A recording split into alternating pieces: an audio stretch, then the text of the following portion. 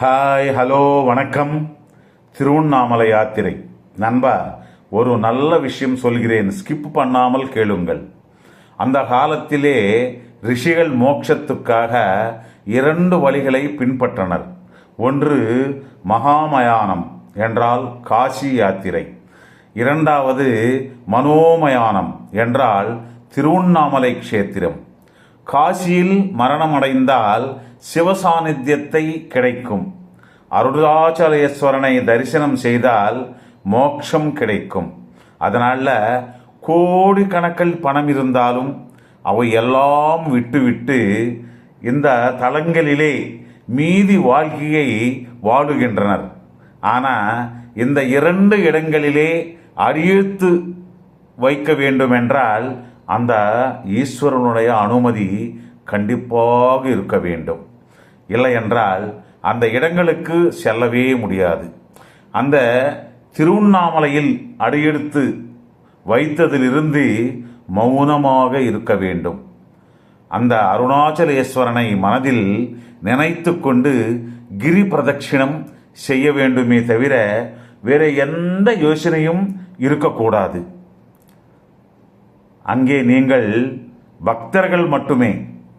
உங்களால் முடிந்த தான தர்மங்களை மட்டும்தான் மௌனமாக செய்ய வேண்டும். யாரையும் கெட்ட வார்த்தைகளால் பேசக்கூடாது. ஏனென்றால் அங்கே சிவபார்வதிகள் சித்தர் ரூபத்தில் நடமாடி கொண்டிருப்பார்கள். அதனால் மனசா வாச்சா கர்மனா சதா சிவநாமம் ஸ்மரணம்தான் செய்ய வேண்டுமே தவிர வேறு எந்த மனதில் வேறு எதையுமே வைக்கக்கூடாது.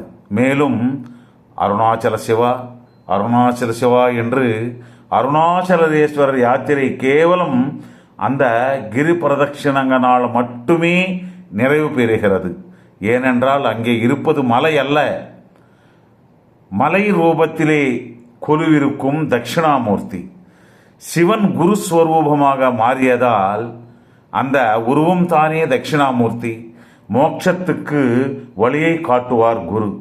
அதனால தான் அந்த மலையை சுற்றிலும் பிரதட்சிணம் செய்தால் சாட்சாத் அந்த பரமசிவனை சுற்றி வந்ததற்கு சமம். அதனால் கிரிவலம் என்றால் ஒரு ஜாலியாக யாத்திரை போல இல்லாமல் கர்ப்ப கோவிலில் சிவனுக்கு செய்த பிரதட்சிணமாக பக்தியுடன் கிரிவலம் செய்ய வேண்டும். கிரிவலம் முடிந்தால் வீட்டுக்கு திரும்புவோம். வாழ்க்கை வளம் முடிந்தால் மயானத்துக்கு போவோம். ஆத்ம வளம் முடிந்தால் மோட்சத்துக்கு போவோம். அதுதான் முடிவு நண்பா. அடுத்த பாகம் காசி யாத்திரை கேட்பதற்கு முன்பு ஷேர் செய்து வீடியோவை ஹைப் செய்யுங்கள். நன்றி, வணக்கம்.